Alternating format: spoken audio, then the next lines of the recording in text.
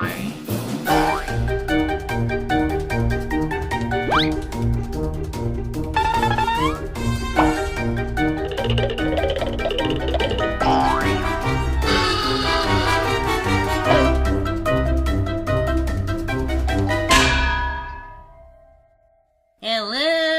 interwebs. It's that time again. Time to blow bubbles with all spit? No, it's time for whatever this podcast is called.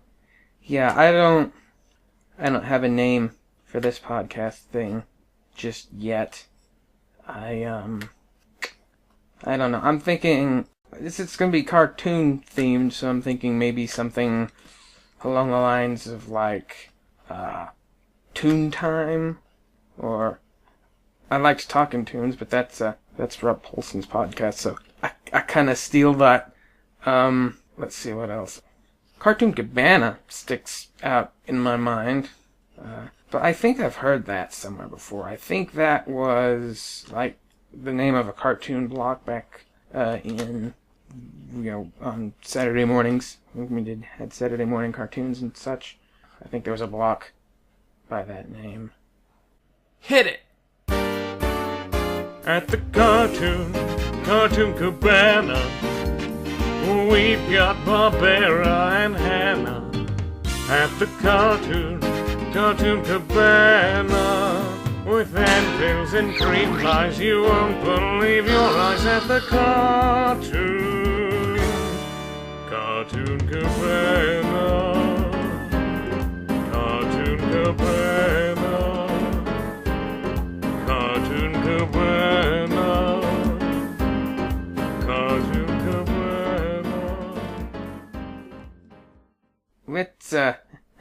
Let's never talk about that again. Anyway, this is the first episode of my brand new podcast. Hooray! We'll just see how this works. It's not very formal, as you probably figure out already. What I'm doing right now is I'm busy working on like art and such, and I can sit here and just draw junk and have my brain turn to mush, or I can listen to things. I've taken to listening to podcasts and such whilst working. Used to listen to music all the time, but you can only go through the same playlist so many times before it starts to get kind of old. You can only listen to so much Weird Al before your sanity starts slipping. So, yeah. So I started listening to podcasts and things and whatnot, and it gave me the idea of like, hey, I could sit here and flap my gums while I'm drawing and kind of make a podcast of my own, so to speak. And so here we are. I've got some ideas about things I can talk about, things that we can do on here. It's going to be pretty raw and unedited because I don't really have time to go through this whole thing and edit out all of the junk. So it's going to be pretty conversational, and it's also going to be pretty laid back and not very structured. And I might go off on tangents or chasing rabbits down rabbit holes, or I might lose track of what I'm doing or talking, and I might stammer and say and and all that good stuff. If it gets really bad, if I have like a great big pregnant pause or something, I might go through all the trouble to hack that out. But for the most part, you're getting all of the you're getting it in the raw with all of the rough edges and everything. So maybe that's your thing. Maybe it's not. If it's not, well, sorry. I'd love to like professionally edit this thing, etc., but I've just not enough the time. The whole point of doing this was that I could have something else to do with my time. I could be more productive. I could do two things at once. I can rub my head and pat my belly, or something like that. But no. So yeah, what I'm gonna do for this first episode, since I've got some other topics and things I want to talk about, but they aren't things that I want to like tackle on the first episode, so I'm not gonna go there just yet. I've got, I want to talk about DuckTales, and because I finally managed to watch the new one over the holidays because I was sick, which, yay, that's fun. Nothing says Merry Christmas like, being so sick that you can barely even stand it. But the good news is, in my downtime and everything, I had time to catch up on some television viewing, which, I haven't really been able to watch much television lately because I've been so very, very busy and making junk all the time, so... Which is great, because it's like, I'm super productive, and it feels, it feels good to be productive and do things, but at the same time, you're like, I've got a dozen other things I'd like to do, but I can't do it. What I wouldn't give to be able to slow time, to put a few more years in my life. But anyway, it is what it is. I also apologize if I start sounding really monotone, because like I said, I'm kind of busy doing other things at the moment. Hopefully, it won't be too bad. I'm trying to do some vocal gymnastics here to keep things interesting. We'll see. This whole thing could just be a flop. But you never know unless you try. So anyway, as I was saying, we're going to talk around in cycles, and we're going to chase rabbits, and it'll be great. That's me, am going to start off this first episode by answering some frequently asked questions, as you might say. It's going to be kind of a FAQ. I guess that's how that's pronounced? FAQ? I always pronounced it FAQ. I don't know. It's one of those weird internet words that, popped up on the internet, and so nobody really knows how it's supposed to be pronounced. Like the whole GIF versus GIF debate. There's people who will get bent out of shape and incensed over that one if you pronounce it wrong. Really, there is no wrong pronunciation for it, because it became a term in writing before it became a term in speech. Which is actually interesting, because it's like the era we live in now is the first era where that's a common occurrence. Because most language develops spoken first, and then the written follows, right? But now in the technology age, the digital age, we've got new words popping up on the page that are typed and written, but that aren't necessarily spoken that much. And then when time comes to actually speak it, people are like, well, how do you pronounce it? Like the whole, meme, for instance. I used to think it was Mimi, like a name, like a lady's name, Mimi. I've never actually seen anybody named Mimi, though. It's kind of a weird name, too. But anyway, you get the idea. I first saw that word, and I thought, it's just Mimi. Because meme should be like M-E-A-M. Just like the word mean, except with an M at the end instead of an N. But anyway, I don't know. I don't know what I'm talking about. But all the same, I figured we'll just kind of start by answering some frequently asked questions kind of thing.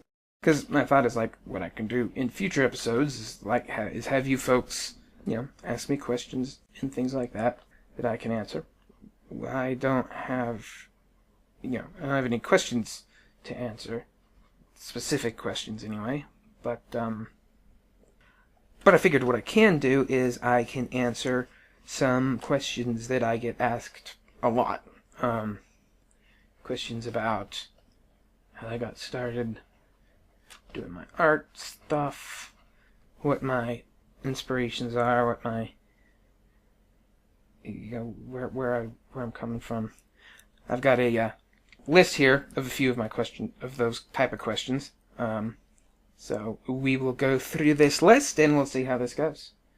I guess the only other thing I should probably point out is this could get kind of rambly, if it's not already. So this is the kind of thing that might take a while to listen to. This is not going to probably be your short 10-minute podcast. It's going to be half-hour thing that you sit and you listen to while you work or whatever. But I just think it'd be kind of fun, sort of have a little bit of a conversation type thing going on here. So anyway, as I was saying, I've got these questions here, and we're going to start with the question of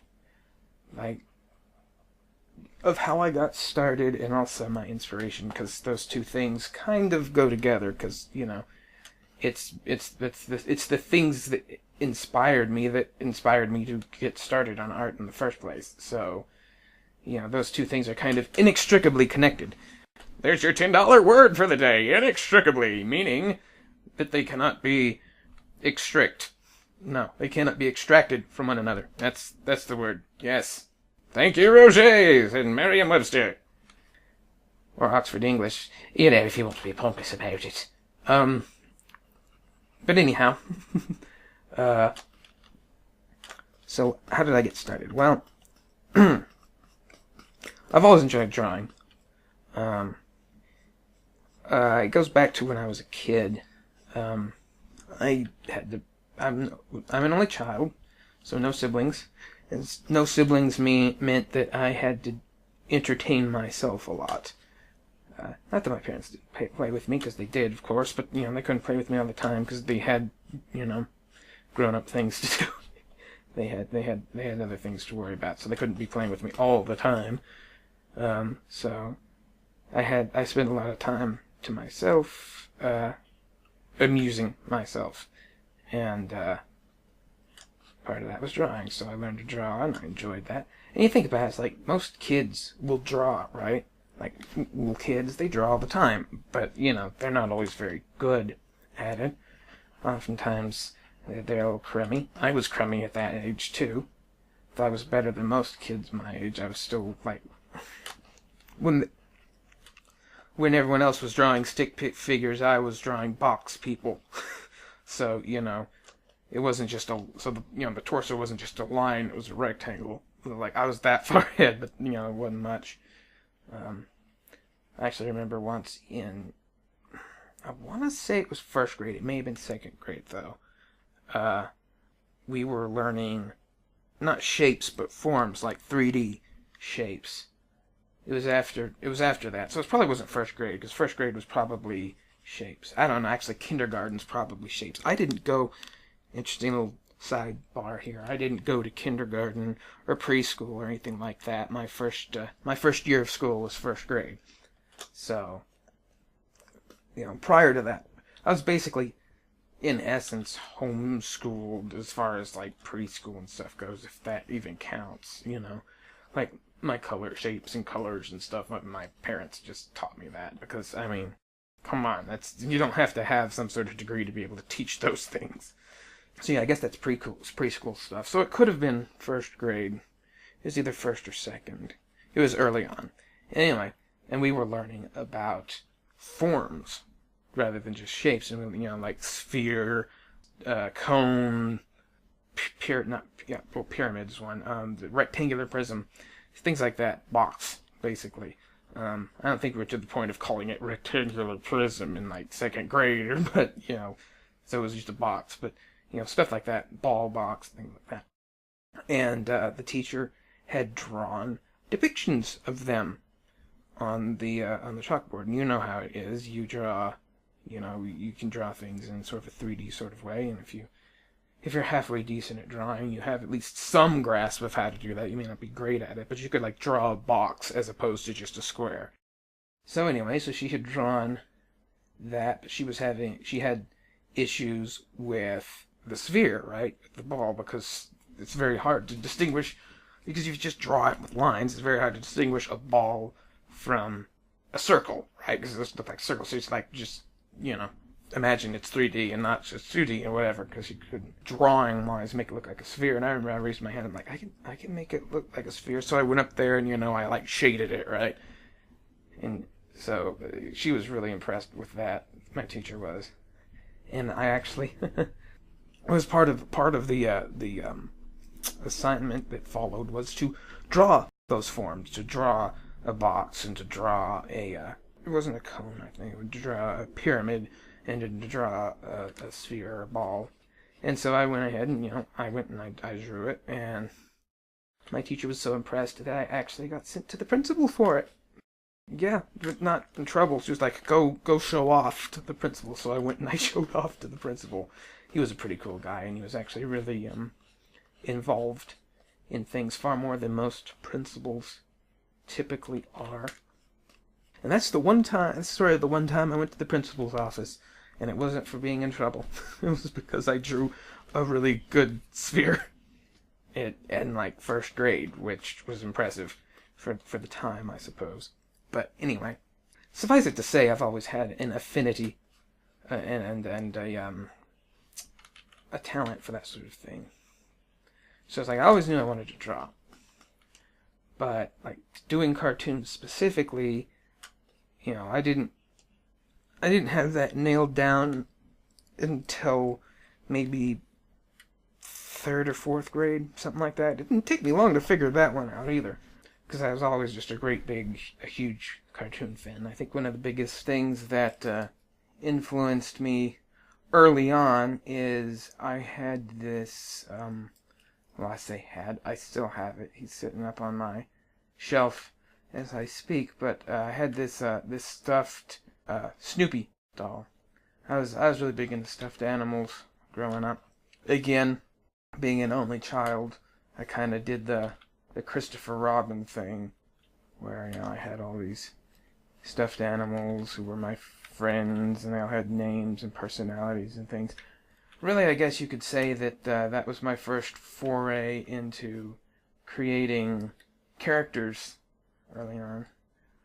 You know, long before I got to the point where I am now, where I, you know, create characters on a regular basis and whatnot, and have my own characters that I write for and do and stuff.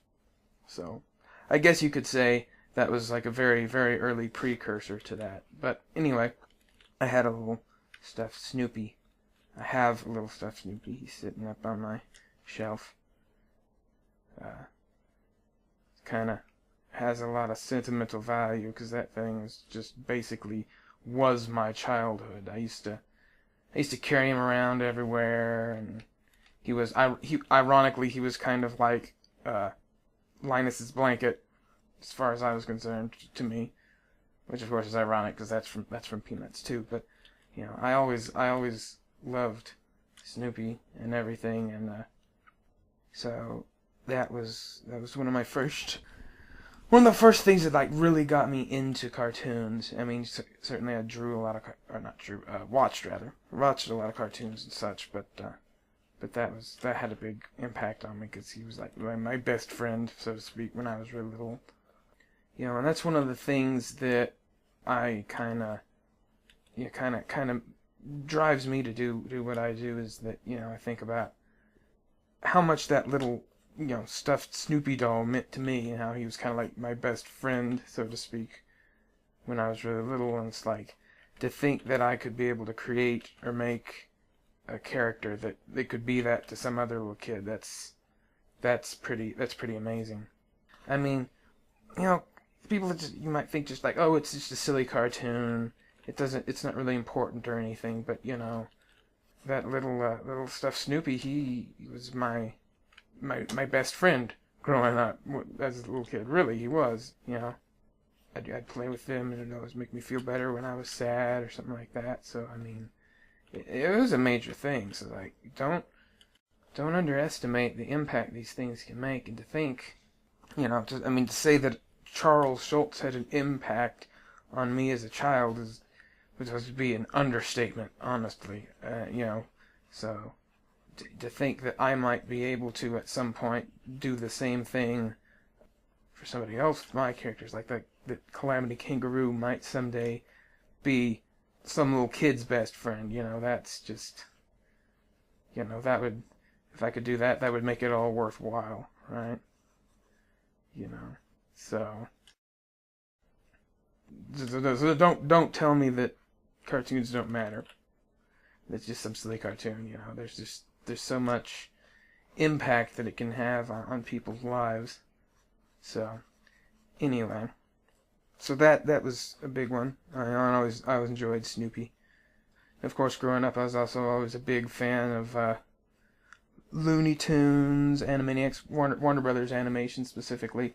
Though I certainly was a big fan of. I was a big fan of the Disney stuff too, like, you know, DuckTales, Tailspin, other cartoons with tail in a title. No, but you know, all those cartoons they had, Mickey Mouse and all related cartoonery. I enjoyed that stuff too. Don't get me wrong, but it's like Warner's definitely spoke to me more. Hanna-Barbera too. I enjoyed. I used to watch Jetsons when I was really little. But I didn't watch most of the Hanna-Barbera stuff growing up just because we didn't have... It didn't run. We didn't have cable when I was a kid, so we only had the networks. So we didn't get stuff like Hanna-Barbera and stuff like that. We got Looney Tunes, of course, because they always ran Looney Tunes. But, those are the things that, like... And then Animaniacs was one of my all-time... Was and still is to this day one of my all-time favorites. So, those are the things that, like, really impacted me and shaped me in my love of cartoons growing up. But, old Snoopy, he was the beginning of that, and he still holds a very special place in my heart. Trying to get all emotional on you, but yeah, that little little dog meant a lot to me. So that's what I wanted to do. It's like I knew that I wanted to make something. Yeah, I wanted to do something that would make people laugh and like bring joy and laughter into people's lives, but also something that could be meaningful to somebody too someday. It's a very personal thing. But anyway, that's probably what got me started on the cartoon train. And then, like I said, countless cartoons since then. Looney Tunes, and the Warner cartoons, the Disney cartoons, Pinky and the Brain, just all those great cartoons. I'm so lucky to grow up in a cartoon renaissance like I did.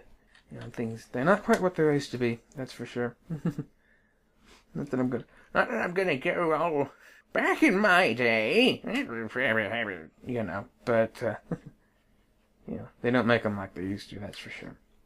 But anyway, that is a discussion for another time.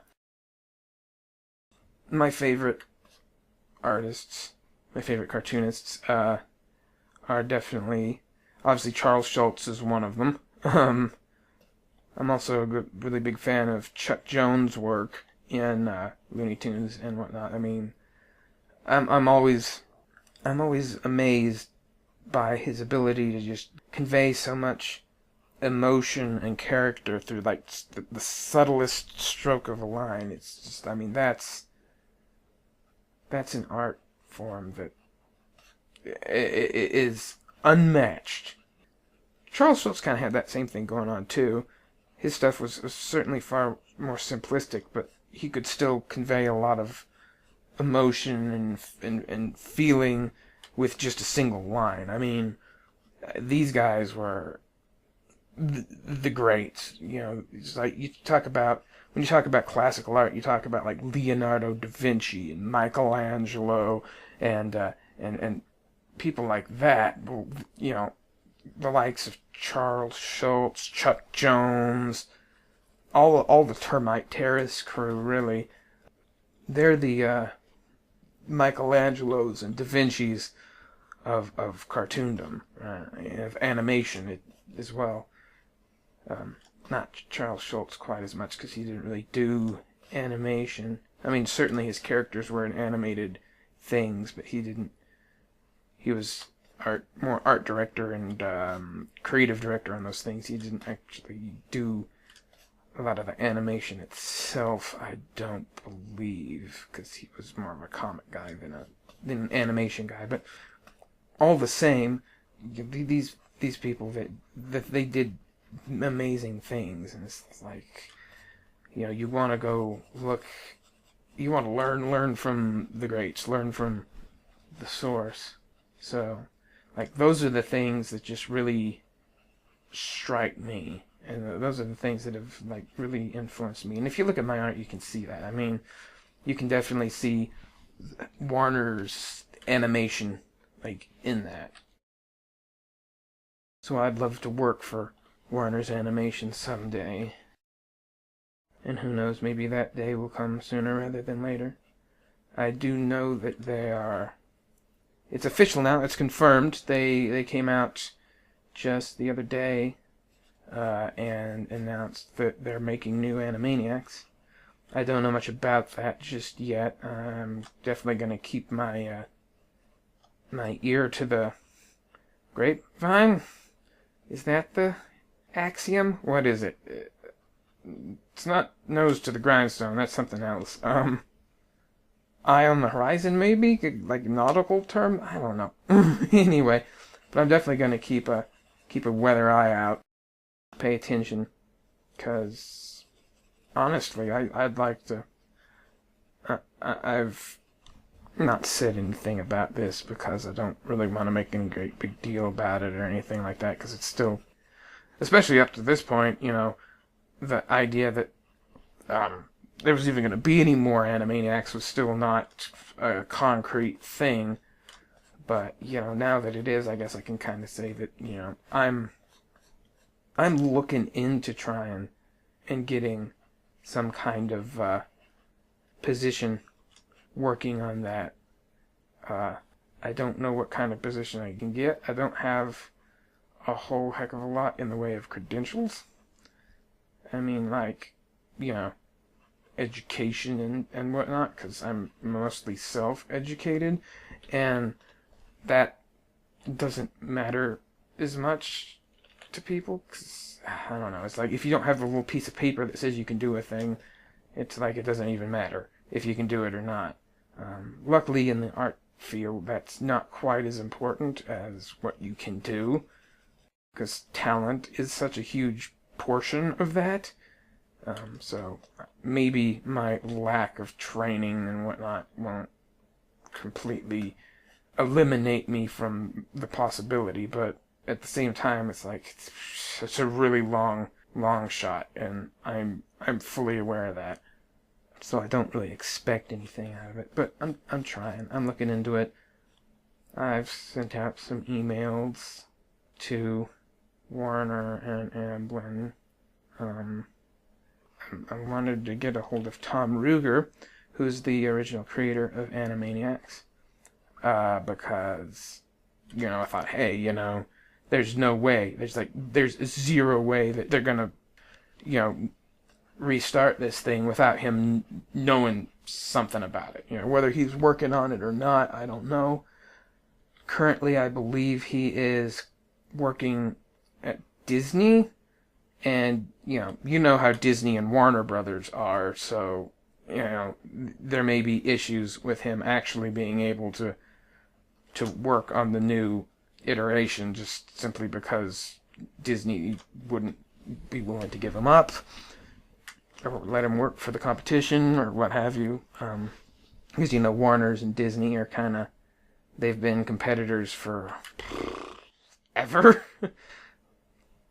Almost forever, anyway. I mean, for a very, very, very long time. So as long as I've been aware of it, they've been competitors. So I wouldn't be surprised if Disney's like, nope, you're on contract with us. You can't go work for Warner Brothers, and, you know, that would be crummy. But, you know, that's studio politics for you, which is the side of it all that honestly not scares, but worries me the most, because, like, I'm not a political person. I don't play politics.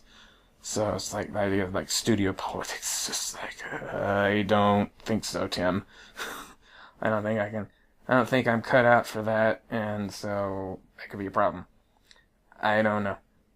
Cause I'm just a simple country boy from Texas, and I don't know nothing about all them fancy, stuff that they do, and all that, you know, all that studio politics. I know how to animate, I know how animation works, and I definitely know my cartoons, but that doesn't mean that I know all that other junk. So, you know, take it or leave it.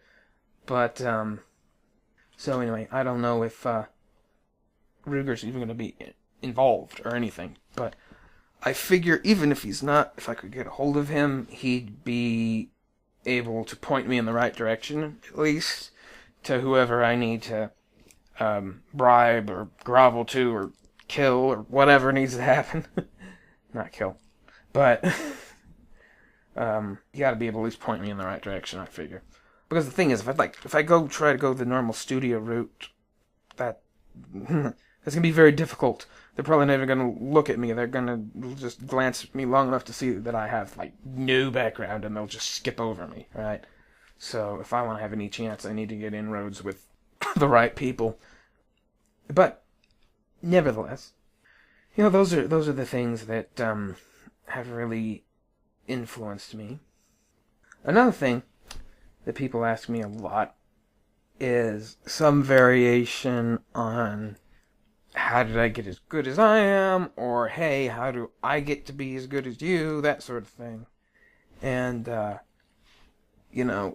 always have, there's one very simple answer to that. And it's likely not the answer that you want to hear, but it's the right answer. It's the answer to the question, and the answer is practice. I didn't get to where I'm at overnight. I've been doing this for almost my entire life. Not even my entire adult life, but like just my entire life, period. I've drawn as far back as I can remember. I like to joke that I was born with a pencil in my hand. Don't ask me how it got up there. You don't want to know. But no. As long as I can remember, I've enjoyed drawing. I'm sure there was a time when I was an infant and I was incapable of such things. But I don't remember that. Far back as I can remember, I've enjoyed drawing. Like I was saying earlier, most kids enjoy drawing when they're little. Because, when you're a kid, kids are very creative, just naturally. And I think as you get older, you just kind of, I don't want to say outgrow that, but it becomes less prevalent. And you have to actually work harder to be creative once you get to be older. It's really easy to just get set in your ways or whatnot.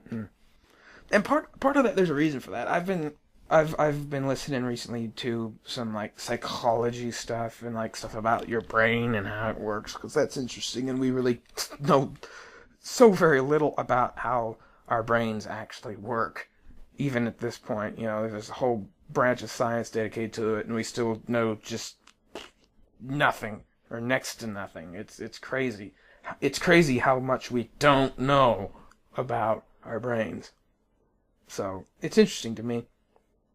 And one of the things about how your brain works is that it tries to simplify things, right? So it's like you learn to do something. That's why repetition helps, because you learn to do something, and when you learn to do it, and you do it over and over a few times, your brain kind of, for lack of a better term, if you want to think of it in computer terms, it's like it writes a macro for that, so it can just do it without you having to actually actively think about it. That's how I am able to actually sit here and blab to you about all of this junk while I'm busy drawing, because I've been doing this for so long that, it's kind of like almost autopilot, or at least the part I'm on right now. Right now I'm working on just like coloring, stuff like that. I'm not actively trying to like draw something out. If I was doing that, that would probably take a little bit more of my attention. But right now I'm just coloring, so it's like I'm filling in space, coloring, shading, that sort of thing. So I'm filling in spaces, right? So it's like my brain is on full autopilot doing that part. And you want that, right? Because then it makes things easier to do, and you can focus. You don't have to pay such close attention. And like I'm doing right now, you can maybe do something else. It has a very useful purpose to be able to just kind of autopilot things. But because your brain has a tendency to do that, once it's got one way of doing something or one thing down, it's like it stops looking for alternate ways to do things. Like you want to try to find an alternate way to do something where you're being creative. Put yourself in a position where you're not comfortable, right? Put yourself in a position where the things you normally do don't work. Because as soon as what you're doing stops working, well, that's when it's time to come up with something else, right? it's a lot harder to actually force yourself to come up with something else without something triggering it, to just do it because maybe there's a better way, for instance. People who are particularly creative, like myself and other artistically inclined people, probably a very large portion of you listening to this right now fall into that category, because a lot of the people listening to this right now are probably the fellow artists, I imagine. So it's a little bit easier, I think, for us, because I don't think those circuits turn off like they do for a lot of people. But when you're a child, those creative circuits are like firing all the time, because when you're a child, you're constantly encountering things that are new and different that you don't know what to do with, right? So you're constantly having to be creative about everything in life. So kids are just so creative, and even those of us who are adults and still creative types, like artists and what have you, you still have to work at it. It's like a muscle, so to speak, right? You gotta work it, otherwise use it or lose it, like they say. If you don't use it, it withers and it deteriorates and it goes away. And so, see, I had a reason for this. It came back around. So that's what you got to do. Like with art, it's all about practice. It's all about keeping doing it, because if you don't use it, you'll lose it. And so and that's also how you get, like, obviously the practice is also how you get better. So, it does both of those things for you. It helps you improve on your skills and abilities, and at the same time, it helps keep your creativity and your imagination fresh, so that that doesn't go stale. Like, that's my, like, to be honest, it's like, that's, as an artist, that's my biggest fear, is that I'll run out of ideas. Which is actually kind of silly, because I've got so many ideas knocking around in my head that, like, by my estimation, there's absolutely no there's absolutely no way that I can actually, like, make them all happen, like, do them all in my lifetime. Like, I already have more ideas than I'll ever be able to actually carry out in my life. Which is, it's actually kind of sad, because it's like, that means some of them aren't gonna make the trip, right? And then you gotta say, okay, well, which ideas are actually worth my time, right? And sometimes that can be difficult too, to make that decision of, okay, well, which idea do I want to work on? Which idea do I want to do? Because, how do I know which ones are gonna be, part of the problem is, like, how do you know which ones are gonna be worthwhile or not until you do them, right? So it's like, how are you gonna know until you've done it? Some of them you can kind of assess, like, maybe this is a better idea than that. Like, for instance, I was fiddling around designing a video game level in Blender. That's a 3D program. And I was just playing around making a video game level in that. It's like, that was fun, and it's like, it's a cool idea, and I have all kinds of cool ideas for things I could do with that, but it's like, I don't have the time, for one. For two, it was for a video game. It was for a Sonic fan game, actually. It's called the Sonic World. Go check it out if you get the chance. It's, by my estimation, it's one of the better Sonic games, period. Not just fan games, but, like, it's better than some of the official games, in my opinion. And, of course, the opinions there vary quite a bit if you know anything about the Sonic fan base at all. I mean, that's a mess. That's like textbook definition of a mess. So, your mileage may vary. But I guess I might put a caveat on there that's like, if you liked the Sonic Adventure games or the Sonic Heroes game, then, the games around that period, the 3D games around that period of time, it's cast in that mold. So if you like those, you'll probably like this. But, it was fun. It's a fun little game, and I was able to make levels for it, so like, okay, that's kind of cool. So, I played around with ideas, but then ultimately what I had to do was I had to say to myself, okay, look, these are levels for a game. Even if I was able to complete them and share them, that would be great, but it's not mine, right? Like the game. First off, I didn't make the game engine itself. That somebody else did that. And then beyond, it's like Blitz or something. And then beyond even that, Sonic and all related characters in Indica are copyright Sega of America and Sega of Japan. It's like those aren't my characters. It's like I can't do anything with this, right? I could make it and it'd be cool and I could share it, but in the end of the day, none of this is actually mine. Not completely, anyway. So it's like, okay, so spending my time on that idea, that's kind of a waste of my time, right? When I could be spending it on comics or things that are fully mine and that I can actually do something with someday, maybe, right? That might actually go somewhere and lead to something. So, you gotta start prioritizing your ideas, and that's kind of difficult too, because if you're a creative person like I am, and like many of you probably are, you get kind of attached to your ideas, right? Your ideas are, in a way, kind of like your babies. Some are more developed than others, right? Just like some children are more developed than others. Some children are still just infants, and some children are, full-grown adults that have gone on to start their own families, right? It's just like there's different levels of development there. And so similarly, ideas, some ideas are just in their infancy, and some ideas are fully fledged and fully realized ideas.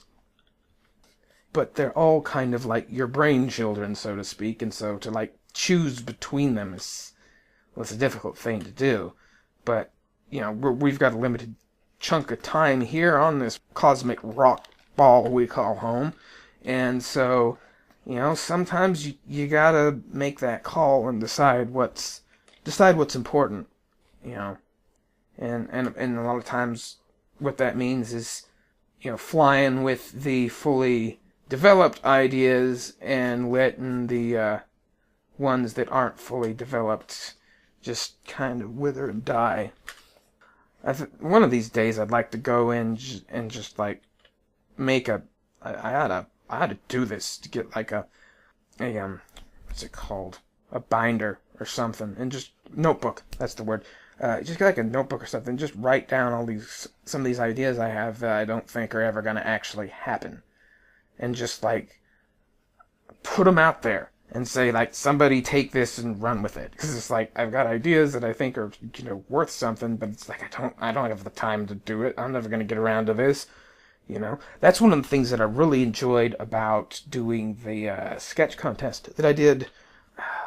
It was last year. I know it was last year. When was it last year, though? I think it was last spring? I think it was sometime around spring. Something like that. Anyway, that sketch contest I did, that was really cool because I was able to take incomplete pictures that I thought, oh, hey, I like these, but I can't do anything with them because I just don't have time and I've got other things I got to do. So I threw them all up there, and then instead of, and you see artists put sketch dumps up all the time, but I was like, you know what? No, I'm gonna actually make this a thing. It's see if anybody wants to actually finish that, and I incentivized by saying, hey, look, we'll make it a contest, and the winner can get a little something special for me, and the loser has to clean it up. No, but whose line is it anyway? Joke there for you, but no.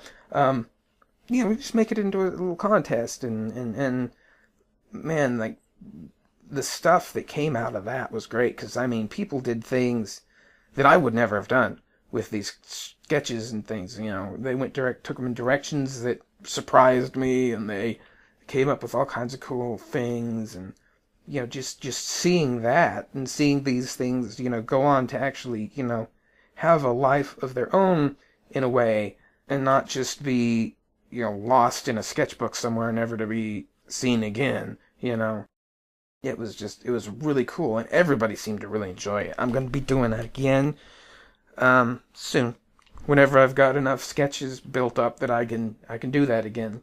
And goodness knows I'm building up sketches again, because I'm sketching every day. Because again, going back to what I said earlier about practice, I'm practicing every day doing stuff. Because even when I'm not working on a project, I'll just doodle in my sketchbook while I'm watching TV or something, depending on, because TV, I enjoy watching TV when I get the chance, but the commercials, I can't, like, the older I get, the less patience I have for commercials. I don't know if it's because the commercial breaks are getting longer or because my attention span is getting shorter or what, but it's like the commercials are starting to be a real pain.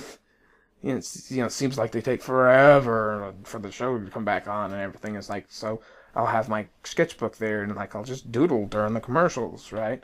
And that way I'm not sitting here wasting my time, because that's another thing. It's like, I think to myself, how many hours of your life, how many days of your life, once you add it all up together, do you waste just sitting through commercials when you're watching television?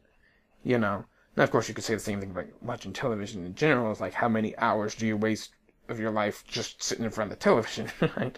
But whether or not that's a waste or not, depends on what you're watching, what it means to you, whether or not you're watching with somebody else, because the shared experience of watching something together, that can be a big deal. I mean, why do you think one of the most popular things to do on a date is to go watch a movie? Other than the obvious reasons of the fact that you're in a dark room together. Let's assume that you actually go and watch the movie, right? It's that going and experiencing something like that together can be a bonding experience. That's why people do it. So I don't know why the heck I'm talking about something like that, because I've got on like a grand total of, I think, 3 dates in my entire life. So, and there's a whole nother ball of wax there, but let's not go into that one. But yeah. So, there's merit to these things. So, but yeah, I get bored during commercial breaks sometimes, and they seem to drag on forever. Honestly, there's been times where I've lost interest in whatever the heck it was I was watching. It's like I'm watching it, and I'm interested in it, and I'm into it, and then the commercials come on, and they're on, and it's commercials, and commercials, and commercials, and commercials, and commercials, and commercials, and by the time that the show comes back on, I'm like, I don't even care anymore. Which is sad. And that means that I probably shouldn't have been watching whatever that was. I probably shouldn't have been watching it anyway, because it was not, it wasn't worth my time. But, so I doodle all the time. It's like, it's compulsive. I'll sketch this and that and the other. I'll sketch while I'm watching TV, or I'll sketch while I'm listening to my pastor talk on Sunday mornings, right? And that doesn't mean I'm not paying attention. It's something I just sketch. And that's another thing. It was always interesting, because I always used to sketch in school, right? Like in school, I would doodle all over my notes. But I took it even further than that, because, I mean, a lot of people doodle in their notebooks, but it's like, I would like work on full page pieces, right? While the teacher's lecturing. And I remember it was a very common thing for me the first day or week or so of school, with new teachers and everything. I'd be sitting there and I'd be doodling away while they're talking, and they would get upset about that and tell me to pay attention, which I was.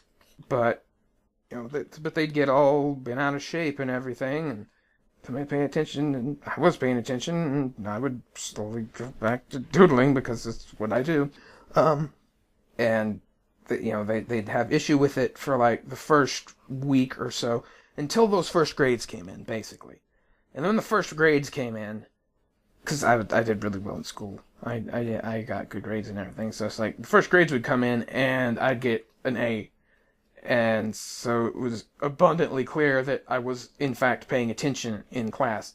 Because, I mean, that was the objection, was that I was drawing instead of paying attention, right? Well, so the grades would come in and, oh, hey, look, I was paying attention. I did learn the thing. Oh, okay, well, never mind then. And usually from that point on, it was like, okay, fine, do whatever you want. Just as long as it doesn't disrupt, the rest of the class, go for it. So that was always fun. And I never had any teacher that, after those first grades came in, ever got on to me again. So that was always funny, I thought. Well, anyway, that should give you some general background to what I do and where I'm coming from and my advice. My advice is just you stick with it, you keep at it. Just practice, because that's the only way you get better. Emulate other things. Like, a lot of people will tell you not to trace, right? Or anything like that. And I would say your goal should be to not trace, right? But to trace every now and then or something can actually be helpful, because you can learn new ways to draw, so to speak. But don't trace just to trace to learn. That's the key. And don't make a habit of doing that on like a regular basis. Try to do it without tracing, and then if you're having trouble, you can trace so that you can kind of, it's like a muscle memory thing, right? You can kind of teach your hand to do the thing you want it to do. And then once you've gotten that, then you can do it without the tracing. But draw other things. Draw things in different styles. Draw different characters. Draw stuff that you might not normally draw. One of my exercises that I've done before that I like to do is you just take a piece of paper and you just scribble on it, right? Just scribble. And then you try and take those scribbles and turn them into something. And it's even better if you go and get somebody else to scribble on it for you, because it's really easy when you go to scribble on it, like, okay, I want to put some sort of scribble down that I can work with, right? So, like, you still got that going in the back of your head. But if you go to somebody else and say, here, just go nuts, and they scribble all over it, and they don't know what you're going to do with it, it's completely random, right? And that can be a really good exercise to get your creative juices flowing, to try and come up with something. Anyway, so that's a good exercise. They've got art prompts on the computer now. You can go onto one of those and you can just like click it, and it'll give you a random character, a random scenario or things, And sometimes I get them and I'm like, I don't want to try that. And sometimes I get them and I'm like, hey, that's a cool idea, and you can run with it and come up with something. I came up with Gidget when someone asked me to draw a steampunk character for them, and it's like I had little to no idea what the heck steampunk even was, but I'm like, yeah, okay, I'll give it a shot. And I looked into it, and, learned about it and everything, and before you know it, I came up with this character she's stuck around, and I actually learned quite a bit about not just steampunk, but about how to draw female characters better, because I think it's easier to draw what you know. And the converse of that is that it's harder to draw what you don't know. Right? So it's like, it was always harder for me to draw female characters than male characters, because it's like human specifically. Like animals, it's a little different, but like to draw a human, it's either easier for me to draw a human male character than a human female character, because I could use myself as a reference, right? But I can't do that with a female character. I mean, I can to some extent, like with my hand or, basic things, but more specific details, it's not the same. So that's the what I don't know category, at least what I don't know as well. So that actually wound up being a great learning experience for that. It was a great learning experience for like the whole steampunk kind of thing. It's like, it's kind of a cool idea. I'm not quite as gung-ho about it as some of the people.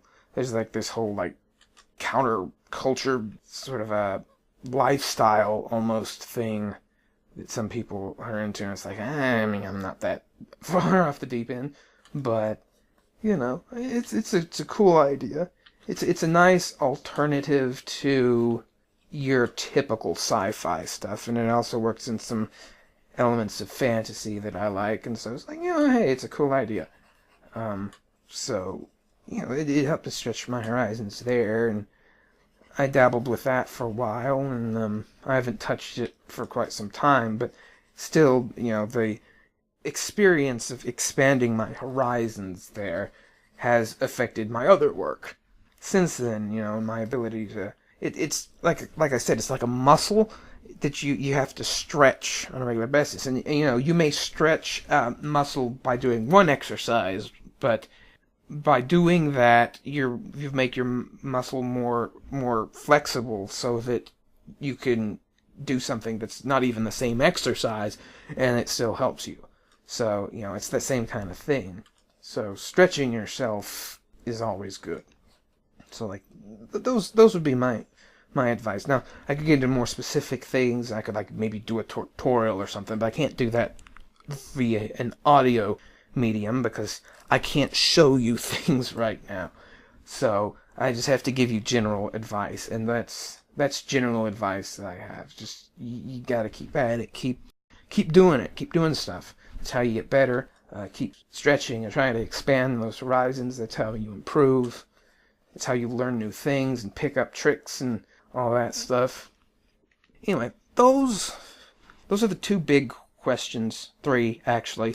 Because how did you get started, and then the inspiration thing. Those are 2 kind of different questions, but they tie in together. So I covered those earlier. And then, the advice and stuff. How do you do it? How do I do it? That sort of thing. So those are like the main questions that I get most often. And so there you go. I have addressed them. And I took a long time doing that. Blah, blah, blah, blah, blah. Blabbing, flapping my gums over here. So I think it's probably about time to wrap this thing. We're probably pushing an hour at this point. Who the heck wants to listen to me prattle on for an hour?